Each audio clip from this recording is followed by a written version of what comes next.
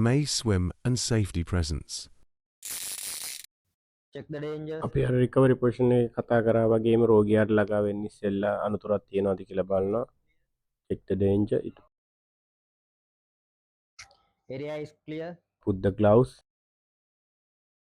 Put the දෙක gloves. දාගන්න. check check the response. ප්‍රතිචාරයක් දක්වනවද කියලා බලනවා රෝගියා. hello sir, are you okay? hello sir, are you okay? no no response. response. help. help recovery position එකේ අපි කරපු ඒ steps ටිකම ඒ පිළිවෙලටම යනවා. help බ්‍රීතින් බලනකම්ම Open දැන් the මෙතන airway. බ්‍රීතින් බැලුවට පස්සේ හුස්ම බැලුවට පස්සේ check the breath. 1 2 3 4 5 6 7 8 9 10 casualties no No breathing. breathing. ඒ කියන්නේ එයා හුස්ම All ගන්නෙ නැහැ. ambulance හුස්ම ගන්න being ඕන නම් ready. රිකවරි පොසිෂන් Start දානවා. ඒක අපි CPR. ඉස්සෙල්ලා වීඩියෝ එකේ කරා. ඔයගොල්ලන්ට පේනවා ඇති අත් දෙක තියාගන්න විදිය මේ ඇඩල් කෙනෙක්. ඒ කියන්නේ වැඩුණු පුද්ගලයෙක්ගේ අපි මේ chest compression එක දෙන විදිය තමයි පෙන්වන්නේ. 30ක් දෙනවා. අපුතෙරුපුම් වාර කියලා කියනවා සිංහලෙන්. ඒතකොට 30 දෙද්දි හැමතිස්සෙම ඔයගොල්ලන්ට පේනවා ඇති වැලමීට. එතකොට wrist එක මැනික් කටුවේ shoulders එක line එක තියෙන්න ඕන. අත ඇදේට තියාගන්න බෑ.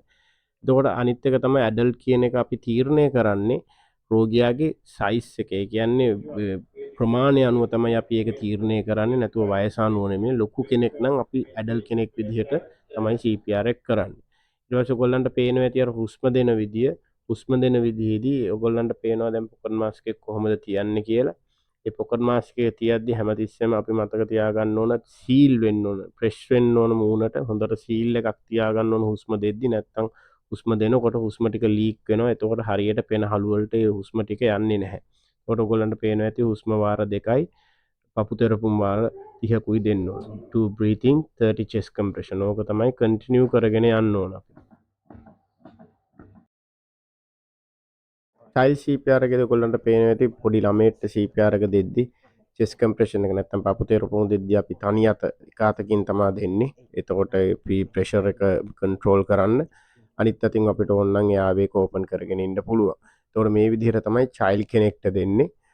හුස්ම වාර දෙක ඒ විදිහටම තමයි අර හුස්ම දෙනකොට අපි බලනවා හැමතිස්සෙම පපුව ඉස්සෙනවද කියලා. පපුව ඉස්සෙනකන් තමයි අපි හුස්ම දෙන්නේ. ඒ වගේ හුස්ම දෙකකුයි 30 compression. ඒ කියන්නේ පපු තෙරපුම් වාර 30ක්.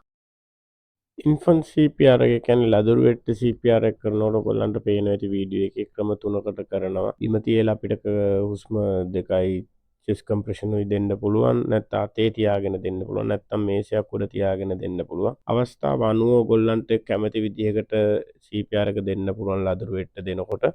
එතකොට සමස්තයක් විදිහට ගත්තාම CPR එක අපි කරන්නේ chest compression නැත්නම් පපු තෙරපුම් 30කුත් breathing හුස්ම වාර දෙකකුත් දෙන එක තමයි. එතකොට අපිට ඉන්න casualty අනුව එයාගේ size එක අනුව එයාගේ ළමයේද නැත්නම් වැඩිහිටියේද ලදරුවෙක්ද body size එක අනුව අපි දෙන විදිහ CPR එක දෙන විදිය වෙනස් කරන්න පුළුවන්. මම හිතනවා ඔයගොල්ලන්ට අද යම් කිසි දෙයක් දැනගන්න ඇති කියලා මේ CPR එක ගැන. තවත් වීඩියෝ එකකින් හම්බ වෙමු.